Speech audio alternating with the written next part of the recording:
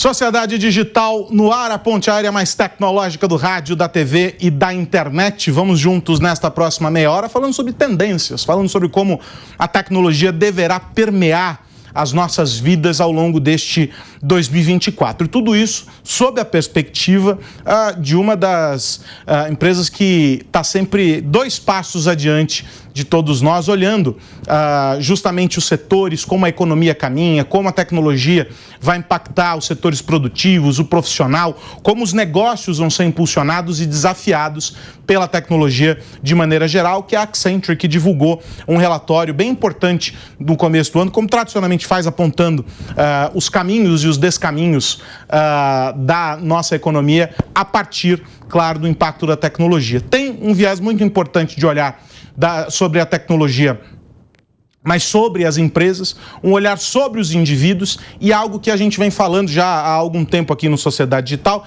que é justamente quando essas duas coisas se conectam, quando esse mundo, ele se funde. Nessa retrospectiva, perspectiva que nós fizemos do Sociedade Digital nos primeiros programas do ano, a gente trouxe um pouco dessa visão. O Álvaro Machado Dias falava sobre essa relação e como isso deverá se desenhar ao longo desse ano. E é justamente isso que a gente vai discutir. O André Miceli vai participar conosco, mas hoje não ao vivo. Ele estará conosco gravado, deixou o comentário e a análise dele sobre um tema importante desta semana gravado, porque ele está viajando, está fora do país, mas ele está conosco, claro, aqui no Sociedade Digital. E aí, isto posto, eu já quero receber a minha convidada desta semana, que é a Flávia Piccolo, que é líder da Accenture Technology para a América Latina. Flávia, muito obrigado pelo teu tempo, por estar aqui com a gente no Sociedade Digital. Um prazer te receber. Obrigada, boa tarde. Feliz 2024, muito obrigada pelo convite. Flávia, deixa eu começar pelo começo, por partes, como diria Jack. A gente acompanhou um 2023, e a gente até discutiu isso muito aqui no Sociedade Digital, em que diferentes faces da tecnologia, inteligência artificial, e ela tem desmembramentos muitos, né? Então vamos colocar o conceito IA e todos os seus desmembramentos. Todas essas diferentes faces foram apresentadas. Então, o usuário final lá na ponta percebeu de uma maneira, as empresas conseguiram ter uma dimensão, aquelas que já estavam mais maduras, conseguiram confirmar muitos aspectos, outras que ainda estavam engatinhando, entenderam qual era o caminho que precisavam seguir. Foi um ano muito importante para que essas coisas se definissem. 2024, eu suponho, tende a ser um ano em que tudo aquilo que se construiu em 2023 vai para o momento de feitura, ou seja, é a hora de agir, é a hora da construção em cima de um conhecimento colecionado. Mas é também um ano de muitos desafios, porque a gente tem regulação no mundo sobre inteligência artificial sendo discutida, em alguns lugares com um nível de maturidade infinitamente maior do que em outros. A gente tem a tecnologia e o investimento nessa tecnologia como um ponto importante para as empresas, equilibrando, não é, os diferentes pilares para investimentos, ou seja, é um quebra-cabeça complexo. A Accenture faz alguns apontamentos a esse respeito, e vocês, claro, têm nas empresas em que vocês estão atuando, os clientes de vocês, um olhar muito atento para essa caminhada. A minha pergunta é a pergunta de $1 milhão. Este é o momento de correr ou de diminuir o ritmo para entender o que está acontecendo no entorno no que diz respeito à inteligência artificial? Essa é uma ótima pergunta, de $1 milhão mesmo. E eu acho que você foi muito preciso na comparação do ano de 23 com o ano de 24. Ano de 23, a gente fez mais de 500 projetos aí focados em GenAI, e a gente percebe um shift importante para 2024. 2023, a gente viu as empresas muito experimentando e aprendendo, né? E esse shift agora para 24 é o momento agora de acho que a grande maioria entendeu que é a hora de acelerar, mesmo com todas essas incertezas, inseguranças, questionamentos que uma tecnologia nova traz. Mas, pelo que a gente vê, inclusive pelo estudo, é uma hora de acelerar, mas também uma aceleração dessa transição de provas de conceitos, experimentações, para um movimento de como eu realmente escalo, como eu tiro todo o valor da GenAI e outras tecnologias que vêm junto, né? GenAI é uma delas, mas tudo que vem junto com esse movimento muito, muito acelerado. Como é que realmente os clientes usam isso, as empresas usam isso na cadeia de valor para poder extrair realmente assim, todo o potencial. Então, a gente vê um movimento importante acontecendo, não é um movimento fácil. Se você olhar, só 14 meses depois que o advento do ChatGPT, 14 meses só se passaram. Então, realmente, a gente está vendo agora uma velocidade muito maior, implicações muito maiores, né, disso, de realmente, como você comentou, de como ter regulamentação, como ter uma AI responsável, né, a gente vê as empresas com uma intenção grande, mas uma distância grande da execução. Um dos dados que o estudo traz, 96% das empresas entendem, reconhecem e que tem que ter um grupo, uma capacidade para poder cuidar da responsabilidade de AI. Porém, só 6% realmente executa de uma forma organizada, estruturada, sistêmica. Então, você realmente, no ponto que você comentou, tem um gap importante, mas eu acho que é uma questão. E é uma velocidade, eu acho que quem ficar para trás, né, os que ainda não entenderam, não fizeram parte desse primeiro ano de experimentação, realmente é o momento de acelerar, porque é uma forma de transformar assim, um impacto muito grande nos negócios, e a gente vê isso em todas as áreas. A gente vê nos bancos, a gente vê na indústria automotiva, a gente vê na indústria de energia, a gente vê consumo, bens de consumo. Então, realmente, está espalhado por toda essa transformação, né, está por todos os lados, e também no nosso dia a dia, né? Eu acho que esse ano o nosso estudo traz um tema que é human by design, né?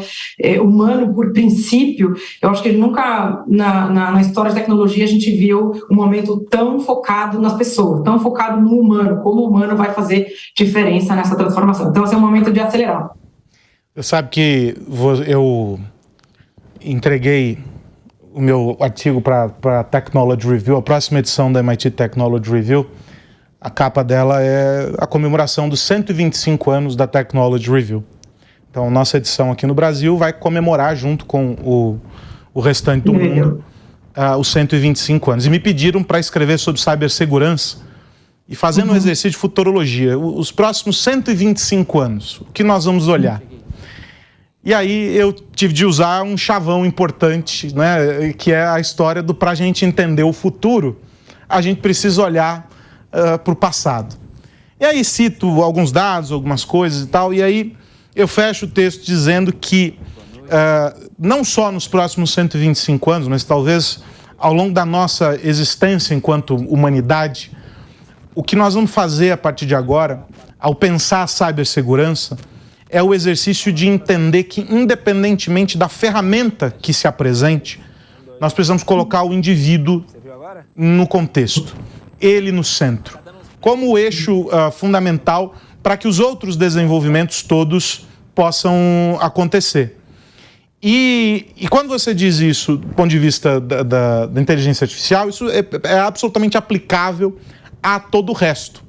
E aí, no caso do indivíduo, do ser humano, quando a gente coloca ele em perspectiva, a gente pensa em tecnologia, em ferramenta, e aí a gente pode olhar sob duas perspectivas. A gente pode olhar do lado da empresa, que como negócio precisa entender o quanto de valor, e aí, nesse caso, a gente está falando de receita, um investimento em uma determinada tecnologia gera. E quando eu olho sob a perspectiva do indivíduo, eu preciso partir também do quanto de valor que usar aquilo gera, mas um valor que não é material, não é financeiro para a minha vida.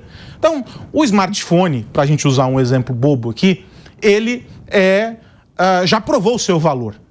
É para nós um grande centro de controle da nossa vida, uma extensão praticamente do nosso corpo. Não há dúvida sobre o valor dele. Mas quando eu vou pensar, por exemplo, no o Apple Vision Pro, que foi anunciado agora, a computação espacial, a Apple propondo essa essa nova visão. Talvez a Apple tenha sido a empresa que melhor defendeu esse conceito de realidade aumentada, realidade virtual, abraçando isso com esse produto. A Apple carece, por exemplo, de algo que a indústria de tecnologia como um todo luta para entregar. Qual é o valor que algumas ferramentas entregam para os indivíduos? E vocês fizeram alguns apontamentos importantes sobre computação espacial. No estudo vocês tratam de realidade aumentada, realidade virtual, enfim, há ali algumas linhas tortas, como diria Machado de Assis, destinadas a debater esse tema. E eu fico sempre perguntando o seguinte: quando é que efetivamente nós vamos provar valor para o indivíduo lá na ponta? E aí eu quero começar pela visão das empresas. Esse é um assunto já bem resolvido na avaliação de vocês pelas empresas para chegar no consumidor? Porque eu tenho a sensação, a gente viveu o fetiche do metaverso em 2022, né? Então, tenho a sensação de que algumas coisas entram num hype, as pessoas, meu Deus, aí nego gasta uma fortuna comprando terreno no metaverso e acha que tá milionário, mas as coisas não se materializam da maneira como as pessoas esperam. É um ano definitivo para que esse valor seja provado, no caso dessa tecnologia, desse grande conceito que abraça tudo? Vou roubar o Tim Cook aqui, vou usar a definição da Apple, computação espacial? É isso aí, e é um ponto importante, interessante, que assim, todo mundo acha que o metaverso morreu, né? E ele não morreu, ele está vivo. Vivíssimo, vivíssimo. Bem, e, de fato, ele está respirando, passa bem, e justamente uma das tendências é essa computação espacial, que a gente vê que cada vez mais o consumidor, o indivíduo, né? E claro, enfim, as empresas, os negócios, essa experiência virtual e física, ela cada vez mais é desejada, ela é almejada.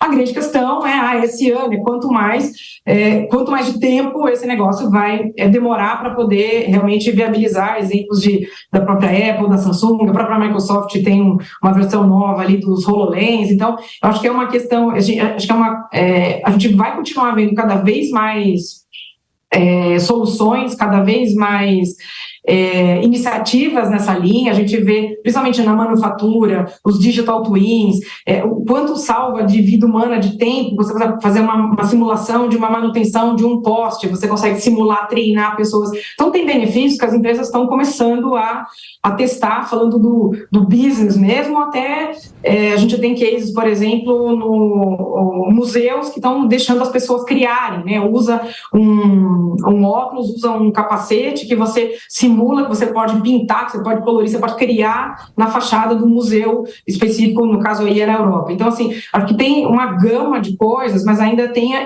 eu acredito, e o estudo também traz isso, que é um tempo. Acho que a virada, ela provavelmente não vai acontecer nesse ano, mas assim, tudo está tão rápido, 14 meses para a gente capotar o que a gente falava de inteligência artificial. Então, de verdade, o metaverso, ele deu uma desaquecida, vamos dizer assim, mas a gente tem uma tendência bem importante aí que a gente está vendo, inclusive o consumidor dizendo isso, né? A gente, no estudo tem lá 92% dos consumidores entrevistados, foram mais de 8 mil no mundo, que falam que eles realmente desejam, eles querem interagir mais cada vez com experiências diferentes, experiências espaciais. Então, eu acho que é uma questão de tempo, mas que ele não morreu, não, e ele está vivo, e acho que a gente vai acompanhar aí a evolução e a criatividade, a solução que a gente vai criar junto com as empresas, junto com o consumidor. O varejo, acho que é um exemplo interessante disso, né? Eu, por exemplo, tenho uma determinada marca de material esportivo, eu gosto muito dos tênis deles, e o aplicativo deles oferece a possibilidade de você projetar em realidade aumentada sobre os seus pés o modelo que você está querendo escolher. Óbvio que não é a mesma história de você calçar o tênis, ir na loja e dar 2, 3 passinhos ali e testar, mas já é uma aplicação dessa que está ali escondida, as pessoas acabam não percebendo. E acho que a somatória de pequenos cases é que lá na frente revela como as pessoas vão aderir a isso. Aqui no Sociedade Digital, há alguns anos, a gente falava sobre a transformação do sistema financeiro. Antes até de a gente materializar isso como a história do Open Finance aqui no Brasil, a partir de experiências lá fora e mostrando como, antes da pandemia, por exemplo, a gente discutia já a ideia do low touch, quando a economia low touch ainda não era algo tão presente na nossa vida. Então a gente tinha pagamento por aproximação, me lembro até de receber aqui o presidente da Visa, Flávio, e ele falando e mostrando casos lá fora e como isso aqui ia mudar no Brasil e tal. E daí veio a pandemia e aí foram todos forçados a ir para aquilo como um empurrão para esse novo modelo. E hoje é muito frequente as pessoas sequer tirarem o cartão do bolso, pagam já direto pela aproximação com o celular, os mais modernos até com relógio, e alguns ainda que se mantêm um pé num modelo mais clássico, pegam o cartão, mas não inserem, só aproximam. Então, essas transformações, elas vão sendo incutidas e colocadas para as pessoas, eu acho que de maneira gradual. E alguns episódios acabam impulsionando isso. Eu não acho, queria ouvir de você isso, eu não acho que hoje a gente esteja vivendo um momento em que nós vamos de novo, pelo menos tão já, ter um fenômeno parecido com o da pandemia, que nos impulsiona para um processo acelerado de digitalização. Mas a gente tem pequenos fenômenos, pequenos movimentos que nos levam a isso, a partir de alguns aspectos. Então, o Pix, por exemplo, foi um fator importante que transformou a maneira como a gente se relaciona, a ponto de agora a TED ser descontinuada e essa coisa toda. Então, eu acho que haverá sobressaltos, a gente vai encontrar alguns desses episódios, e essa adoção virá. Mas como é que a empresa... E aí essa talvez seja a pergunta que os clientes da Accenture eventualmente fazem. Como é que a empresa se prepara para isso? Porque tem sempre aquela máxima, não, porque você precisa continuar. O investimento em tecnologia tem que ser constante, vocês precisam estar à frente, a resiliência, tá? Uma série de jargões aí, né, de palavras que viraram vírgula no meio desse universo para mostrar como a empresa se prepara. Mas, na prática, a pandemia foi algo muito fora da curva, em vários aspectos. Agora a gente está assistindo a uma avalanche de coisas relacionadas à IA. Daqui a pouco sabe-se lá o que será. Como é que a empresa se organiza e fala assim, pô, peraí, eu estava agora me programando para lançar um produto, isso aqui já está velho, então? Eu, esses dias, entrevistei um rapaz, uma máquina de café que você controla por aplicativo, e aí você monta lá uma cápsula, um negócio fenomenal. Eu olhei para ele e falei assim, quanto tempo de desenvolvimento disso? Ele falou, por quê? Eu falei, porque eu acho que isso aqui já está velho. Aí morremos de rir, ele ficou pensando. Então, como é que a empresa se organiza? O tempo mudou para isso tudo. Vocês apontam um relatório que mostra um ano, mas a dinâmica é outra. Você mesma falou, daqui a pouco já é mentira, 14 meses tudo muda.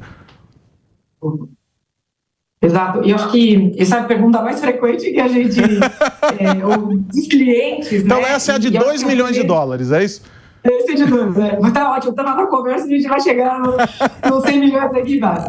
Eu acho que a primeira coisa é, independente de qualquer tecnologia, mais do que nunca, acho que, de novo, a primeira vez que a gente vê esse fenômeno, né, dado a unidade de medida de tempo, que ela está muito menor agora, é investir nas pessoas, né? Acho que a priorização de investir em pessoas na frente do que investir numa tecnologia, ela é fundamental, seja para treinar, para preparar essas pessoas, preparar essa liderança nova para poder lidar com isso, né? Como é que você usa isso ao seu favor do seu negócio, ao invés de resistir, você se potencializar, né? Então, acho que pessoas é a primeira coisa que as empresas precisam sempre, constantemente, pensar, né? Acho que uma outra coisa, falando das empresas, é olhar para a sua cadeia de valor. Sempre a cadeia de valor é a sua melhor abordagem, né? Aonde você precisa aplicar, o que você precisa fazer, o que você usa de tudo que está disponível, onde você arrisca, sempre olhando para a cadeia de valor. Eu acho que é uma outra forma também de você estar sempre à frente, sempre se posicionando na frente do que, ou uma opção também esperar alguém vir e fazer no seu lugar, fazer na sua frente e tomar aí o seu mercado. Então, acho que a outra coisa importantíssima é não perder o olho, não perder a mirada na cadeia de valor. Especificamente, acho que para esse ano, falando de próprio GenAI, acho que ter uma arquitetura preparada, ter aí sim tecnologia, sem dúvida, preparada para se adaptar e mover tudo isso muito rápido, né? Você comentou de pandemia, muitas das empresas, a gente tinha todo o fenômeno de movida para as nuvens, as migrações de nuvem, e tinha muitas empresas que não tinham feito isso até veio o advento da pandemia, e aí tiveram que acelerar o que não fizeram aí em anos, tiveram que acelerar para poder realmente sobreviver e se reinventar. Então, para não deixar isso acontecer, né, ter uma arquitetura, ter uma organização, né, estar preparado para rapidamente você pivotar suas coisas, ela é muito importante. Pivotar a sua mirada tecnológica, ela é muito importante. Você tá preparado, né, organizar a sua tecnologia para isso. Acho que o workforce, comentei, né, então, de novo, pessoas, construir as capacidades corretas para poder fazer essa mudança, né, essa reinvenção, ela é importante. Eu acho que também ter um pensamento, e volto no ponto que a gente começou a conversa de GenAI, né, que foi um 23 muito focado em experimentos, né, esse ano muito mais de jornada, um negócio que vai demorar, é uma transformação, uma transição multi-years, né, para você, e que vão aparecendo outras tecnologias. Então, ao longo do caminho, você vai descobrindo coisas, você vai se reinventando, até uma questão de mercado, né? Hoje o consumidor, hoje a pessoa da ponta, ela está com exigências diferentes, com tempo diferente, né? Ninguém tem mais paciência de você ficar aguardando um atendimento. A gente tem casos muito legais de central de atendimento ao cliente, com a adoção dessas ferramentas, dessas tecnologias, nível de satisfação do cliente,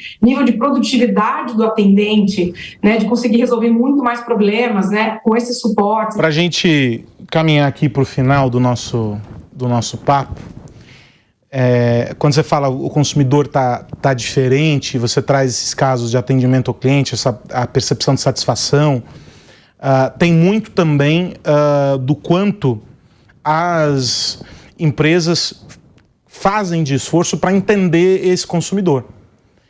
E um braço de apoio importante para isso é o aumento da interação homem-máquina, ou seja, o quanto a gente passa a interagir cada vez mais, e aí a gente não vai ser inocente aqui de achar que é só porque ficou mais rápido. Não, é porque dali eu consigo extrair dados, eu tenho informações para eu poder oferecer respostas mais assertivas, mais eficientes para o meu consumidor. Eu não vou me esquecer de um caso, de uma empresa que colocou uma ferramenta para analisar sentimento. E em tempo real, a IA estava entregando ali para o atendente no call center os inputs de qual era o nível que estava escalando aquela conversa.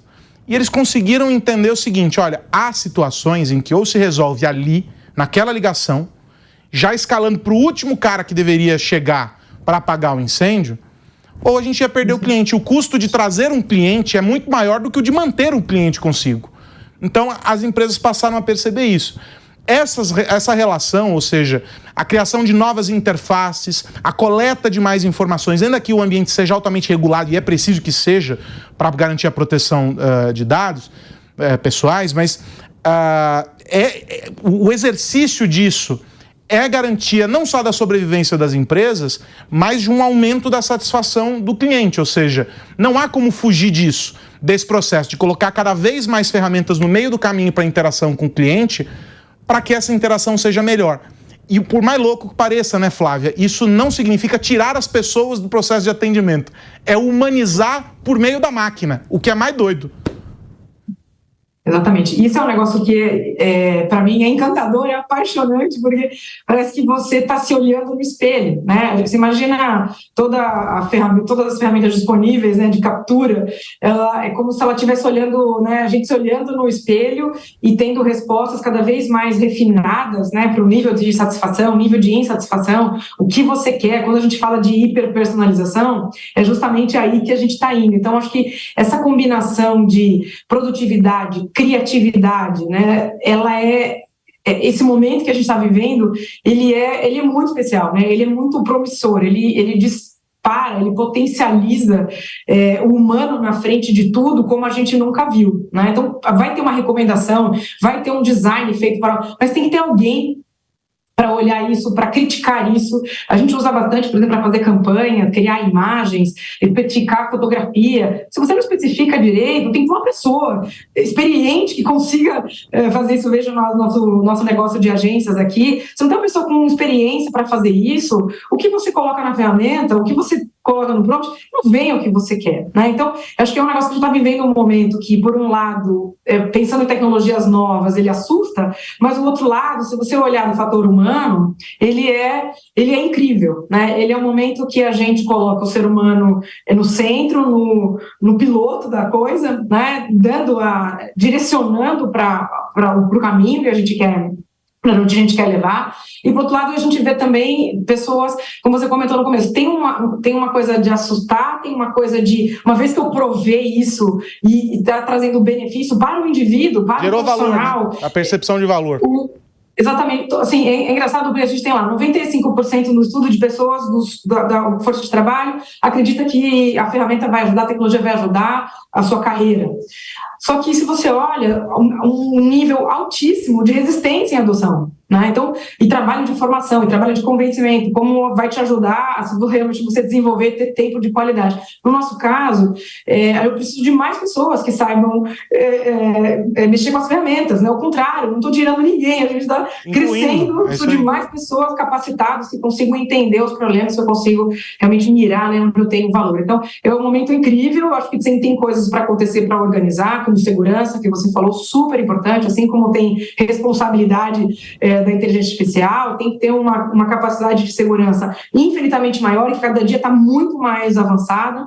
Uma das coisas do estudo, né, a gente usa inteligência artificial, GenAI, para a nossa capacidade de cybersecurity, então a inteligência trabalhando para antecipar aos ataques, por exemplo, é uma dos serviços que a gente tem na empresa. Então, assim, é um momento, de novo, né, de muita rapidez, mas eu acho que o centro como nunca, eu acho, né, o centro dessa relação homem-máquina, ela é incrível. Um dos cases que você depois do tempo de ver e compartilhar com a audiência é muito impactante, como isso também está ajudando a sociedade, né? A L'Oréal fez um piloto, acho que o ano passado, não foi nem, foi a 23, e que você consegue, através das ferramentas, através de devices externos, né? Como é que você junta essa interface corpo humano e computador, né, e PC, como é que você ajuda, por exemplo, pessoas desabilitadas a fazer o seu cuidado de pele, a fazer a sua maquiagem com a mesma precisão do que pessoas que não têm nenhum tipo de discapacitação. Então, isso está centrado no ser humano, né? Isso está centrado na necessidade, está centrado em como a gente faz que as pessoas vivam melhor. Então, assim, é incrível, né? Eu sou apaixonada pelo assunto, estou suspeita para falar, mas acho que é um momento ímpar que a gente está vivendo. Então, nós vamos combinar o seguinte, a gente vai continuar essa conversa no próximo programa e você está mais do que convidado para vir aqui até o estúdio para a gente bater esse papo.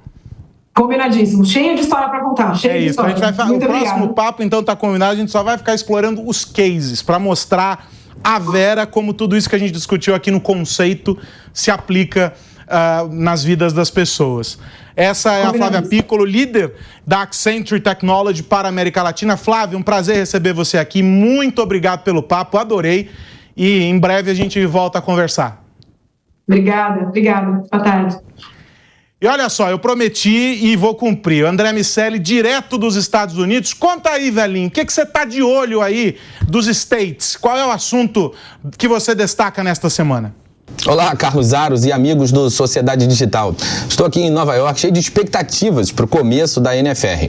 Ao longo dos anos, a NFR, que é a Retail's Big Show, se estabeleceu como um verdadeiro farol de inovação no varejo. Ela atrai milhares de participantes do mundo todo. Em média, são mais de 40 mil profissionais que ficam na cidade discutindo o que vai acontecer no ano no segmento.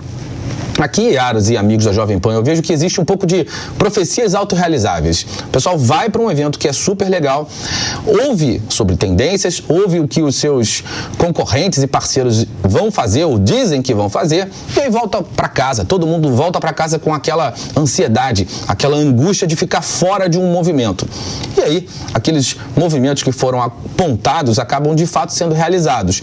A gente não sabe se foi uma visão antecipada ou se foi uma influência dessa conversa. Por isso eu chamo dessas profecias autorrealizáveis.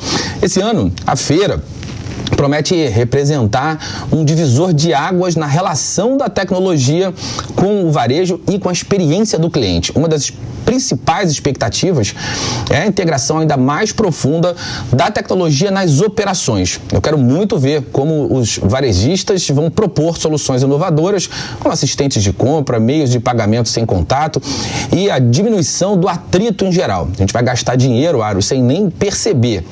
A personalização também vai ganhar protagonismo. Com a ajuda de inteligência artificial, os varejistas estão se esforçando para criar experiências de compra altamente personalizadas, desde recomendação de produtos até a construção dos próprios produtos. A NFR 2024 também vai abordar o compromisso crescente com a sustentabilidade. Os varejistas estão adotando práticas ecológicas nas suas operações, desde as embalagens até o uso mais eficiente da energia nas suas cadeias de suprimento. Além disso, Aros, com a continuação da transferência das compras para o mundo digital, as empresas vão discutir a melhora da experiência do cliente. A realidade virtual também vai entrar em pauta. A gente precisa lembrar que a Apple vai lançar um device esse ano, que é uma espécie de nova versão do metaverso. Isso vai ser discutido por aqui também. Por fim, essa edição da NFR vai trazer insights das tendências globais. A gente precisa entender como o mundo e a economia vão se comportar e como isso, claro, vai influenciar a maneira que a gente usa para comprar no nosso dia a dia. Depois do evento, Aros, certamente a gente vai falar muito sobre varejo, sobre sustentabilidade, sobre inteligência artificial, enfim, sobre todos esses assuntos por aqui. Em breve a gente restabelece o nosso modelo original, nossa ponte aérea, a ponte aérea mais tecnológica do seu rádio, da TV e também da internet. Um abraço para você e para todo mundo que nos ouve ver. Tchau, tchau. Esse tema que o André destaca é dos mais importantes, afinal de contas ele mexe com o nosso bolso, porque não só melhora a experiência, claro, para o consumidor, mas essa frase dele que a gente vai gastar dinheiro, não vai nem perceber, ela tem impactos importantes. Então, conhecer e saber o que a indústria está preparando é fundamental. E óbvio, a gente vai mostrar tudo aqui no Sociedade Digital. Na semana que vem, a gente restabelece a nossa conexão, pelo menos é o que eu espero. E espero também você de volta aqui no Sociedade Digital para a gente continuar discutindo os impactos da tecnologia na nossa vida. Este programa, os anteriores, várias referências hoje aqui no Papo com a Flávia, inclusive, tudo disponível lá no Panflix. É só você baixar o aplicativo, fazer o seu cadastro. É de graça, é rápido, é fácil. Você tem a Jovem Pan na palma da sua mão. Um grande abraço. Na semana que vem a gente volta. Tchau, tchau.